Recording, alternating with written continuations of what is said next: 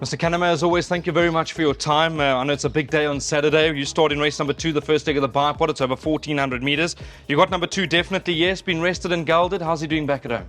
Yeah, he's had a nice break. We gelded him. He picked up an issue in between. He picked up a virus, knocked him back, but we've given him plenty of time to get over that. I don't think the 1,400 triple will be a problem, and put a quarter cup pair of blinkers on him. And maybe we'll just take a little bit more interest in the early stage of the race, but he's doing very well. Great. In the first leg of the PA, you got number 3, Rosh Kadesh. I thought a good run over the sprint last time. Back up in trip. He must have an undeniable chance. Yeah, good run last time over 1,200 metres. 1,400 trip could be his best distance. All going well. He came through his last run well. Competitive race, but he's doing well. Race 4, the first leg of what's going to be a big pick 6. You got Give Me Everything. I know on ratings alone, the 2 top horses look to be hard to beat, but she's progressive. Her last 2 wins have been good.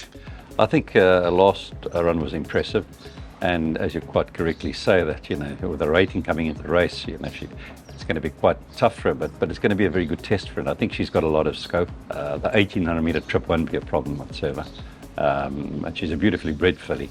And so it'll be a good test for her, but I wouldn't leave her out. The 5th race, first leg of Jackpot 1, you got the Real Prince. He made up good ground from a long way back last time. Yes, he did. He was badly drawn. I think it was a mete, and he had to make up a lot of ground, and I think it was pretty tricky. Trying him over 1,600 metres for the first time, the race will tell. As you know, that female line, most of them, I think probably the maximum trip is 1,400. You could see his brother, Give Me a Prince, when I ran him in the King's Plate. He came through to win it, and he had enough of the last 100 metres. But his horse, that I wouldn't include in everything.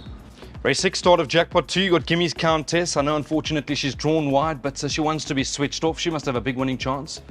Yeah, we like to switch off. However, if you look at a Cape form, has she ever drawn well around the turn? When she ran the 1,400, which was also probably a maximum trip, she was drawn right on the outside, made up a lot of ground. I think only got beat half a length, ran 4th.